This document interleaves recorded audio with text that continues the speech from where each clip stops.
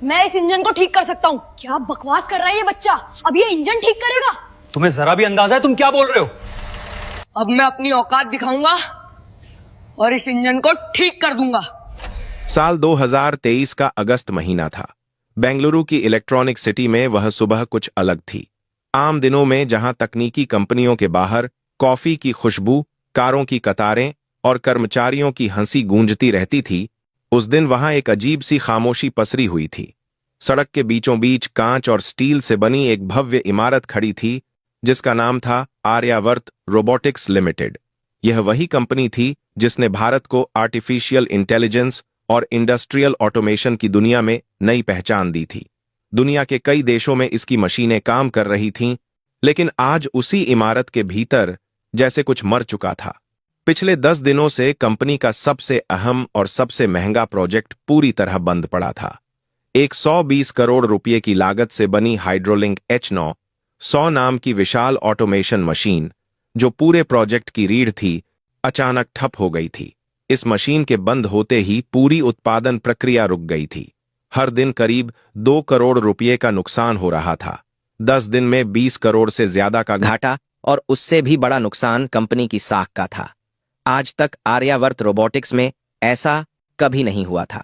देश और विदेश से बड़े बड़े इंजीनियर बुलाए जा चुके थे।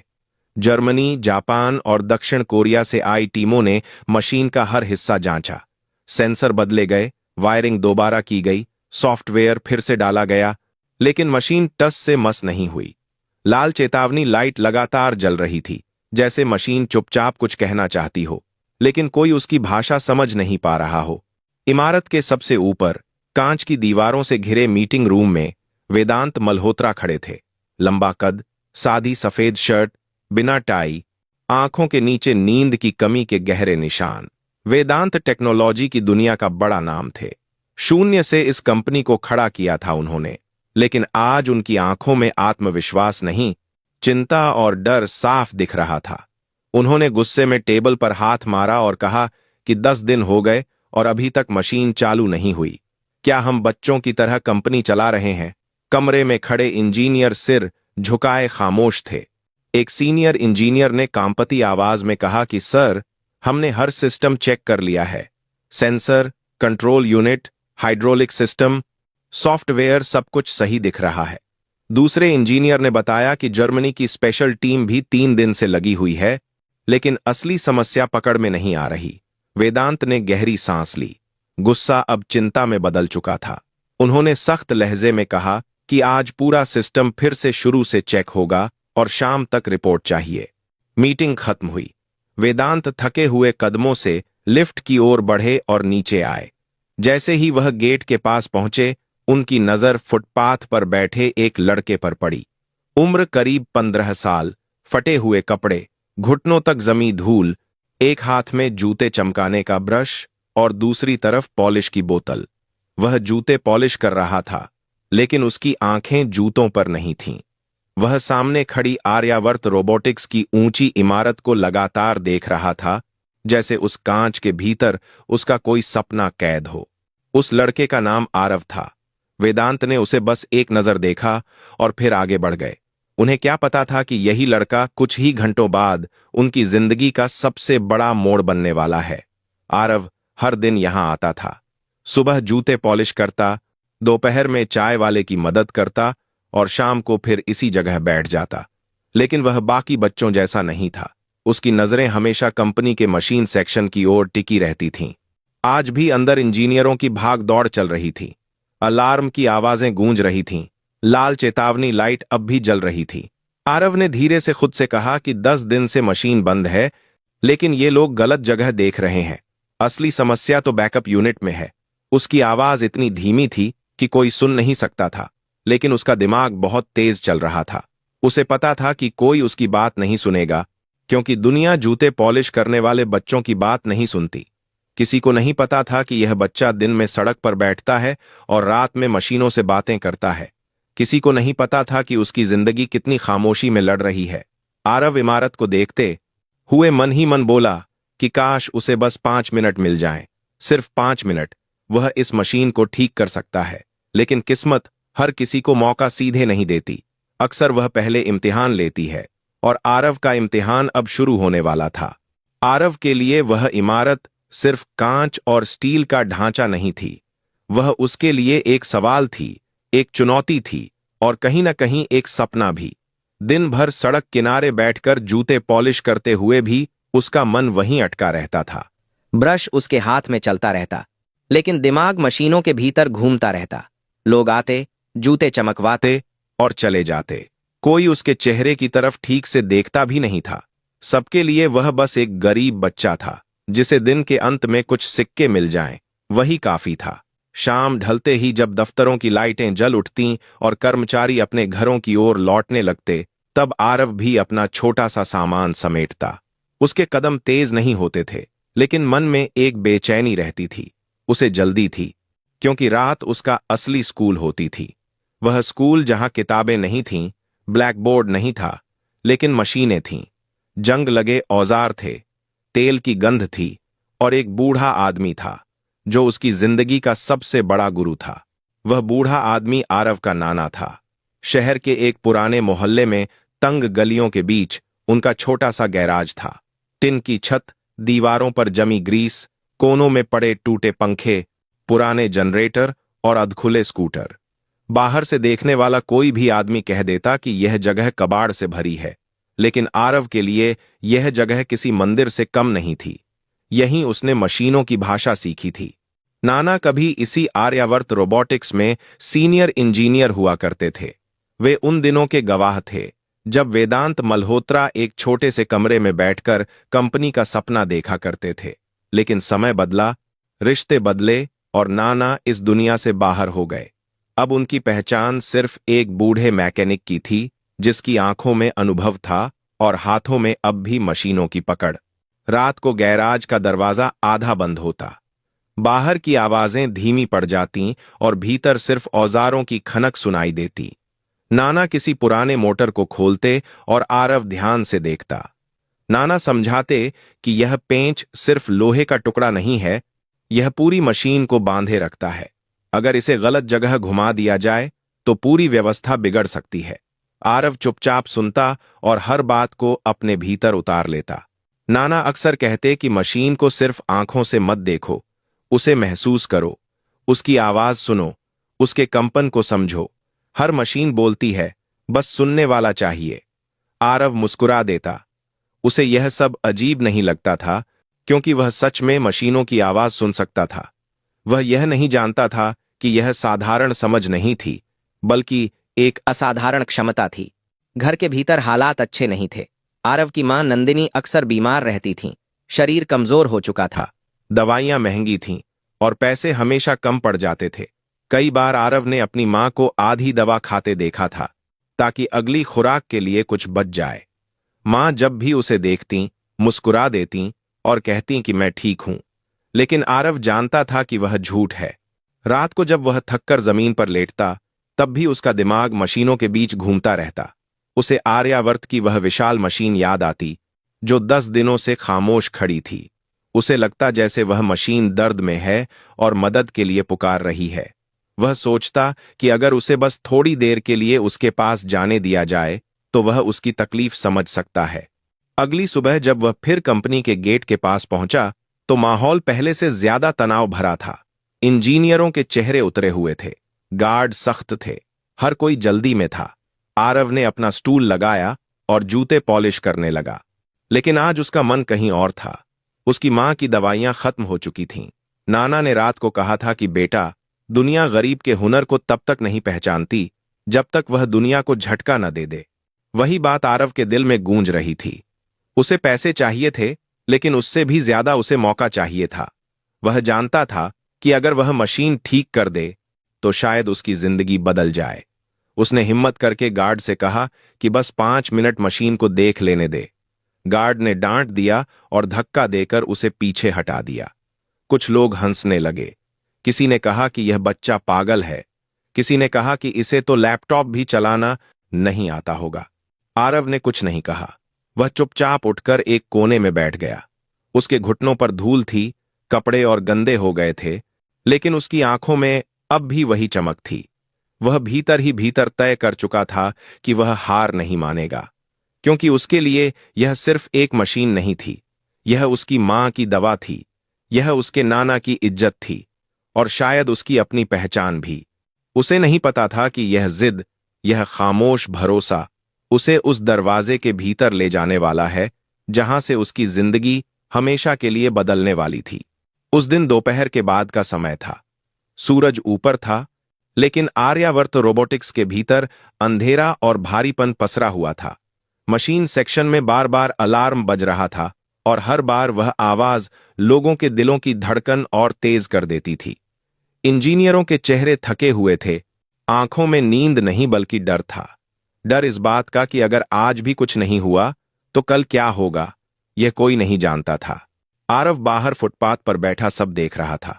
अब वह जूते पॉलिश कम कर रहा था और कंपनी की तरफ ज्यादा देख रहा था। उसे ऐसा लग रहा था जैसे मशीन उसे बुला रही हो। हर बार जब लाल लाइट चमकती, उसके भीतर कुछ चुभता। वह खुद से कहता कि यह मशीन खराब नहीं है, इसे जानबूझकर रोका गया है, यह कोई हादसा नहीं है। लेकिन उसकी यह समझ, उसकी यह आवाज बाहर की दुनिया तक पहुंच ही नहीं पा रही थी। अचानक मशीन सेक्शन से तेज सायरन की आवाज आई। स्क्रीन पर सिस्टम क्रिटिकल एरर लिखा चमक उठा। कुछ इंजीनियर घबराकर बाहर की ओर दौड़े। गार्ड सतर्क हो गए। माहौल और ज्यादा तनावपूर्ण हो गया। आरव भी डर गया, लेकिन उसकी नजरें मशीन के कंट्रोल रूम पर टिक गईं। उसे साफ दिख रहा था कि लोग फिर वही कर रहे हैं जो पिछले 10 दिनों से कर रहे थे। सेंसर, स्क्रीन, कोड, लेकिन कोई भी वहां नहीं देख रहा था जहां असली गड़बड़ी छुपी हुई थी। वह धीरे से उठा और गेट के पास चला गया। उसने हिम्मत करके फिर से अंदर झांकने की कोशिश की। तभी एक गार्ड ने उसे देख लिया और गुस्से में चिल्लाया, क्या है रे, बार बार यहां क्यों आ जाता है? उसने आरव को जोर से धक्का दिया। आरव संतुलन खो बैठा और सड़क पर गिर पड़ा। उसके हाथ से ब्रश और बोतल दूर जा गिरे। कुछ लोग रुककर देखने लगे। किसी ने हंसते हुए कहा कि यह बच्चा सच में पागल है। किसी ने कहा कि इतनी बड़ी कंपनी में यह क्या कर लेगा। आरव उठा, कपड़ों से धूल झाड़ी और चुपचाप वापस अपने कोने में बैठ गया। उसकी आंखों से आंसू निकल आए, लेकिन उसने उन्हें जल्दी से पोंछ लिया। उसे रोना नहीं था, उसे बस एक मौका चाहिए था। वह जानता था कि अगर वह अंदर गया और सही जगह दिखा दी तो सब बदल सकता है। लेकिन वह यह भी जानता था कि उसकी शक्ल, उसके कपड़े और उसका पेशा उसके सबसे बड़े दुश्मन हैं। शाम ढलने लगी थी। वेदांत मल्होत्रा थके हुए कदमों से बाहर आए।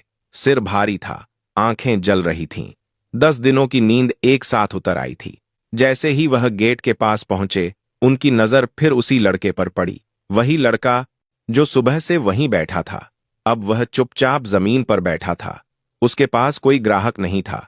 ब्रश एक तरफ पड़ा था, लेकिन उसकी नजरें अब भी कंपनी के भीतर थीं। वेदांत कुछ पल रुके। उन्हें नहीं पता क्यों, लेकिन उस लड़के की आंखों में उन्हें कुछ अलग दिखा। कोई लालच नहीं, कोई चालाकी नहीं, सिर्फ एक बेचैन सच्चाई। उन्होंने गार्ड से पूछा कि यह लड़का यहां बार बार क्यों आता है। गार्ड ने झुंझलाकर कहा कि सर, यह कहता है कि मशीन ठीक कर देगा, मशीनों की तरफ घूरता रहता है। मैंने इसे कई बार भगाया है। वेदांत ने आरव की तरफ देखा। आरव ने नजरें झुका लीं। कुछ सेकंड की खामोशी के बाद वेदांत ने पूछा कि तुम मशीन को इतना ध्यान से क्यों देखते हो? आरव की आवाज बहुत धीमी थी, लेकिन शब्द साफ थे। सर, मुझे मशीनें पसंद हैं। वेदांत ने हल्की सी हंसी के साथ कहा कि मशीनें और तुम जूते पॉलिश करते हो, ये करोड़ों की मशीनें हैं। आरव के भीतर डर था, लेकिन उससे बड़ा विश्वास था। उसने हिम्मत करके कहा कि सर, अगर मुझे बस एक बार मशीन के पास जाने दिया जाए तो मैं बता सकता हूं कि समस्या क्या है। पास खड़े कुछ इंजीनियर हंस पड़े। किसी ने कहा कि सर, समय बर्बाद मत कीजिए, 10 दिन में हम नहीं समझ पाए और यह बच्चा बताएगा। लेकिन आरव चुप रहा। उसने सिर्फ वेदांत की आंखों में देखा, जैसे वह उनसे नहीं, उनकी अंतरात्मा से बात कर रहा हो। वेदांत के भीतर कुछ हिला। उन्हें अचानक अपना बचपन याद आ गया। वह समय जब लोग उन्हें भी ऐसे ही देखते थे। एक आम सा लड़का, बड़े सपने और कोई भरोसा नहीं। उन्होंने गहरी सांस ली और सख्त आवाज में कहा कि ठीक है, इसे अंदर लाओ। पूरे स्टाफ में जैसे बिजली दौड़ गई। सर, यह ठीक नहीं है, यह बच्चा है, मशीन खतरनाक है, लेकिन वेदांत ने साफ शब्दों में कहा कि मैंने कहा है, इसे अंदर लाओ। आरव पहली बार उस गेट के भीतर गया जिसे वह महीनों से बाहर से देखता आ रहा था। हर कदम के साथ उसका दिल तेज धड़क रहा था। लोग फुसफुसा रहे थे, कोई उसे मजाक समझ रहा था, कोई खतरा। लेकिन आरव की नजर सिर्फ एक जगह थी, उस विशाल मशीन पर, वही हाइड्रोलिंक H900 जो अब उसके सामने खामोश खड़ी थी। वेदांत ने इंचार्ज से पूछा कि मशीन क्यों बंद है। इंचार्ज ने वही पुराना जवाब दिया कि सर, तकनीकी खराबी है, हमने सब कुछ चेक किया है। वेदांत ने आरव की ओर देखा और पूछा कि तुम्हें पता है यह मशीन क्यों बंद है। पूरा हॉल शांत हो गया। आरव कुछ पल चुप रहा, फिर बोला कि सर, अगर मैं मशीन को पास से देख लूं तो शायद बता सकूं। लोग फिर हंसे, लेकिन इस बार वेदांत नहीं हंसे। उन्होंने सबको चुप कराया। आरव धीरे धीरे मशीन के चारों ओर घूमने लगा। वह उसे छू रहा था, उसकी आवाज सुन रहा था, उसके कंपन को महसूस कर रहा था, जैसे वह किसी जीवित चीज से बात कर रहा हो। अचानक आरव रुका और बोला कि सर, यह मशीन खुद नहीं रुकी, इसे किसी ने रोका है। पूरे हॉल में सन्नाटा छा गया। एक इंजीनियर ने हंसते हुए कहा कि यह बकवास है, मशीन खराब है। आरव ने शांत आवाज में कहा कि नहीं सर, इसके मेन प्रेशर वाल्व को आधा घुमाया गया है। यह हादसा नहीं, जानबूझकर किया गया है। इंजीनियर चौंक गए। किसी ने कहा कि यह नामुमकिन है, उस वाल्व तक पहुंचने के लिए मशीन खोलनी पड़ती है। आरव ने मशीन के एक कोने की तरफ इशारा किया और कहा कि अगर इस पैनल की तीसरी स्क्रू ढीली कर दी जाए तो बिना पूरी मशीन खोले जांच की गई। स्क्रू सच में ढीली थी। उस पल कमरे की हवा बदल गई। अब यह सिर्फ एक खराब मशीन नहीं थी, यह एक साजिश थी। और उस साजिश को सबसे पहले पहचानने वाला एक जूते पॉलिश करने वाला बच्चा था। कमरे में अचानक ऐसा सन्नाटा छा गया था जैसे किसी ने हवा को भी रोक दिया हो। मशीन सेक्शन, जो कुछ देर पहले तक शोर और बहस से भरा था, अब बिल्कुल शांत था। सबकी निगाहें कभी उस ढीली स्क्रू पर जातीं, कभी आरव के चेहरे पर। किसी के पास बोलने के लिए शब्द नहीं थे। 10 दिनों से जिन इंजीनियरों की समझ यहां आकर ठहर गई थी, वहां एक 15 साल का बच्चा बिना किसी औपचारिक पढ़ाई के साजिश की तरफ इशारा कर चुका था। वेदांत मल्होत्रा ने गहरी सांस ली। उनके भीतर अब तक जो डर था वह एक अजीब सी स्पष्टता में बदल रहा था। उन्होंने शांत लेकिन दृढ़ आवाज में पूछा कि अगर यह वाल्व जानबूझकर घुमाया गया है तो क्या मशीन फिर से चालू हो सकती है? कमरे में कुछ इंजीनियर बेचैन हो उठे। किसी ने कहा कि सर, यह मशीन बेहद संवेदनशील है, जरा सी गलती से विस्फोट भी हो सकता है। किसी ने कहा कि बच्चा है, इसे जिम्मेदारी मत दीजिए। लेकिन वेदांत की नजरें आरव पर टिकी थीं। उस चेहरे पर न डर था न घबराहट, बस एक अजीब सा भरोसा था, जैसे उसे ठीक ठीक पता हो कि आगे क्या करना है। वेदांत ने उससे सीधे पूछा कि अगर मैं कहूं कि मशीन ठीक कर दो तो क्या तुम कर पाओगे? आरव ने पहली बार हल्की सी मुस्कान के साथ सिर हिलाया। उसने कहा कि सर, कोशिश करूंगा। यह शब्द किसी दावे की तरह नहीं थे, बल्कि एक सच्ची नीयत की तरह थे। कमरे में खड़े लोग एक दूसरे का मुंह देखने लगे। यह पागलपन लग रहा था, लेकिन अब पीछे हटने का रास्ता भी नहीं था। आरव ने मशीन के निचले हिस्से की तरफ इशारा किया और टॉर्च मांगी। एक इंजीनियर ने झिझकते हुए टॉर्च बढ़ाई। जैसे ही रोशनी अंदर पड़ी, आरव का चेहरा गंभीर हो गया। उसने ध्यान से देखा, फिर बिना हड़बड़ी के बोला कि यह पाइप अपनी जगह से थोड़ा सा खिसक गया है। यही वजह है कि प्रेशर गलत जगह जा रहा है। इंजीनियर झुककर देखने लगे। किसी ने धीमी आवाज में कहा कि यह तो सच में गलत फिट हुआ है। आरव ने हाथ अंदर डाला और बड़ी सावधानी से पाइप को उसकी सही जगह पर घुमाया। यह कोई जल्दबाजी नहीं थी। उसके हर मूवमेंट में अभ्यास था, जैसे उसने यह काम सैकड़ों बार किया हो। उसके बाद वह मशीन के दाईं तरफ गया, जहां एक बड़ा जंक्शन बॉक्स हल्का सा कंपन कर रहा था। उसने बॉक्स पर हाथ रखा और तुरंत पीछे हट गया। उसने कहा कि अगर अभी मशीन चालू की गई तो ब्लास्ट हो सकता है। पूरा स्टाफ घबरा गया। वेदांत ने आगे बढ़कर पूछा कि क्यों? आरव ने शांत आवाज में समझाया कि इस बॉक्स की वायरिंग बदल दी गई है। पॉजिटिव और नेगेटिव तार उलट दिए गए हैं। यह कोई गलती नहीं, जानबूझकर किया गया काम है। एक इंजीनियर के मुंह से निकल पड़ा कि यह तो कोई अंदर का आदमी ही कर सकता है। आरव ने कहा कि उसे सिर्फ 10 मिनट चाहिए। अगर वह गलत हुआ तो वह खुद यहां से चला जाएगा। वेदांत ने बिना किसी हिचक के कहा कि शुरू करो। कुछ इंजीनियर अब भी असहज थे, लेकिन किसी में विरोध करने की हिम्मत नहीं थी। औजार दिए गए, स्क्रू ड्राइवर, प्लास और इंसुलेटेड टूल्स। आरव ने बिना वक्त गंवाए काम शुरू किया। वह तारों को पहचान रहा था, जैसे वे उसके पुराने दोस्त हों। उसने गलत जुड़े तारों को अलग किया और फिर उन्हें सही क्रम में जोड़ दिया। स्क्रीन पर डेटा बदलने लगा, प्रेशर लेवल स्थिर होने लगा। कमरे में खड़े लोग सांस रोके सब देख रहे थे। किसी को यकीन नहीं हो रहा था कि यह सब एक बच्चे के हाथों हो रहा है। 10 मिनट पूरे हुए। आरव मशीन के सामने आकर खड़ा हो गया। उसने कहा कि अब इसे चालू किया जा सकता है। कुछ लोग डर गए। किसी ने कहा कि अभी मत कीजिए, लेकिन वेदांत ने किसी की नहीं सुनी। उन्होंने आरव की तरफ देखा और कहा कि तुम ही ऑन करो। आरव धीरे धीरे मुख्य बटन के पास गया। उसने एक पल आंखें बंद कीं, जैसे मशीन से कुछ कह रहा हो। फिर बटन दबाया। 1 सेकंड, 2 सेकंड, 5 सेकंड। हर सेकंड भारी लग रहा था। अचानक मशीन के भीतर हलचल हुई। लाल लाइट बंद हो गई और उसकी जगह हरी लाइट जल उठी। पूरी मशीन जाग उठी, जैसे 10 दिनों की नींद के बाद किसी ने उसे आवाज दी हो। कमरे में शोर गूंज उठा। किसी ने कहा कि यह हो गया। किसी ने तालियां बजाईं। कोई अविश्वास में सिर हिला रहा था, लेकिन वेदांत चुप खड़े थे। उनकी आंखें नम थीं और निगाहें आरव पर टिकी थीं। उन्होंने धीमी आवाज में कहा कि तुमने कर दिखाया। आरव ने सिर झुकाकर कहा कि सर, मैंने कुछ नहीं किया।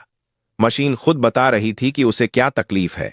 उस पल वेदांत को एहसास हुआ कि यह बच्चा सिर्फ एक हुनर नहीं, बल्कि एक कहानी है। एक ऐसी कहानी जिसका सच अभी सामने आना बाकी है।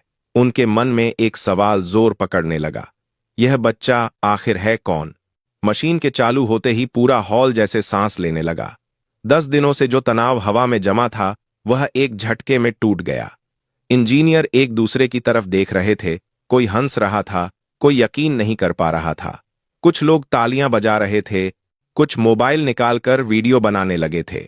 लेकिन इस सारे शोर के बीच वेदांत मल्होत्रा बिल्कुल शांत खड़े थे। उनकी नजरें किसी मशीन पर नहीं, उस दुबले से बच्चे पर टिकी थीं जिसने अभी अभी उनकी कंपनी नहीं, बल्कि उनका भरोसा जगा दिया था। आरव थोड़ा घबराया हुआ था। उसने कभी इतने लोगों के सामने कुछ नहीं किया था। उसे समझ नहीं आ रहा था कि वह खुश हो या डरा हुआ। वह बस वहीं खड़ा था, सिर थोड़ा झुका हुआ, जैसे उसने कोई बहुत बड़ा काम नहीं, बस अपना कर्तव्य निभाया हो।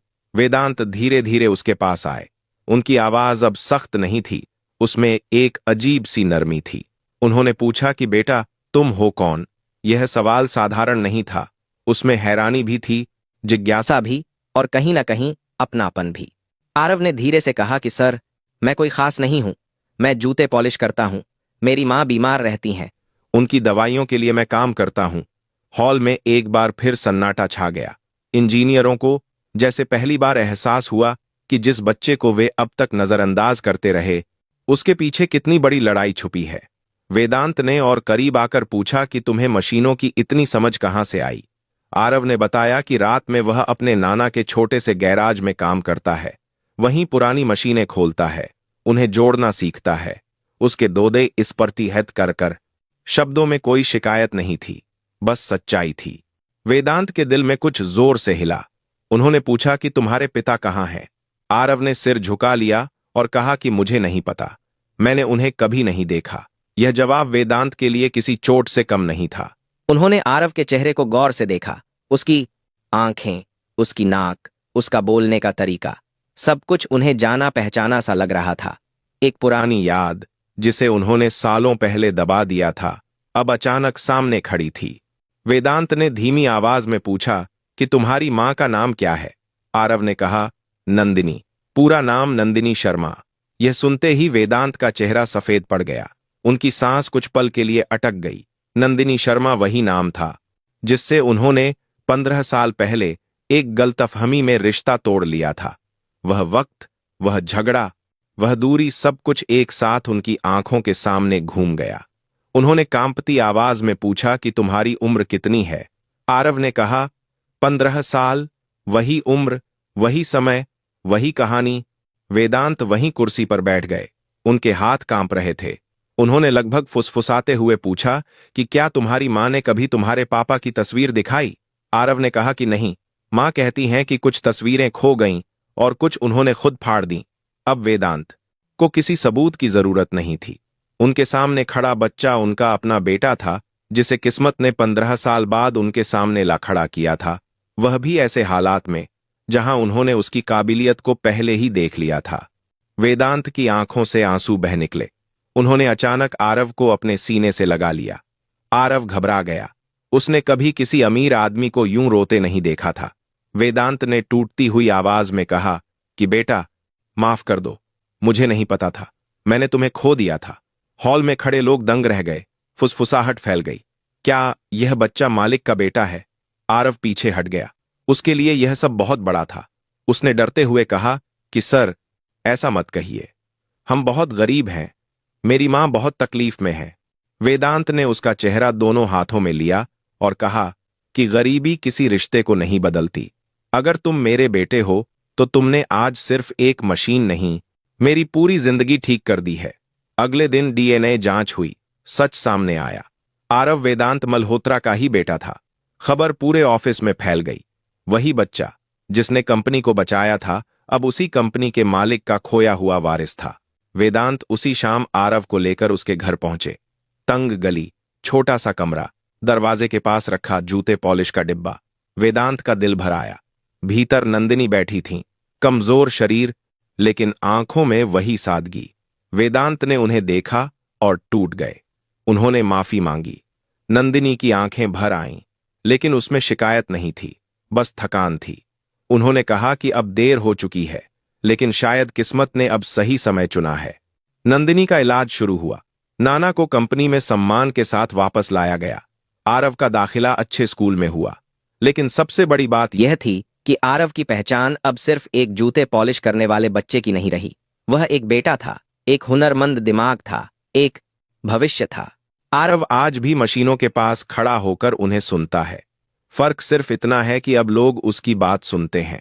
वेदांत जब भी उसे काम करते देखते हैं तो मन ही मन कहते हैं कि काश मैंने उसे कभी खोया ही न होता। लेकिन आरव मुस्कुराकर कहता है कि अगर मैं खोया न होता तो शायद मुझे मशीनों की दुनिया नहीं मिलती और शायद मैं आपको कभी वापस नहीं पाता। कभी कभी जिंदगी पहले हमें तोड़ती है, फिर जोड़ती है, लेकिन जब जोड़ती है तो इतनी खूबसूरती से कि पुराने सारे दर्द भी किसी इनाम जैसे लगने लगते हैं। दोस्तों, अगर यह कहानी आपके दिल को छू गई हो तो कमेंट में जरूर बताइए और यह भी लिखिए कि आप यह कहानी भारत के किस कोने से सुन रहे हैं, क्योंकि शायद कहीं ना कहीं किसी फुटपाथ पर बैठा कोई और आरव भी अपनी किस्मत का इंतजार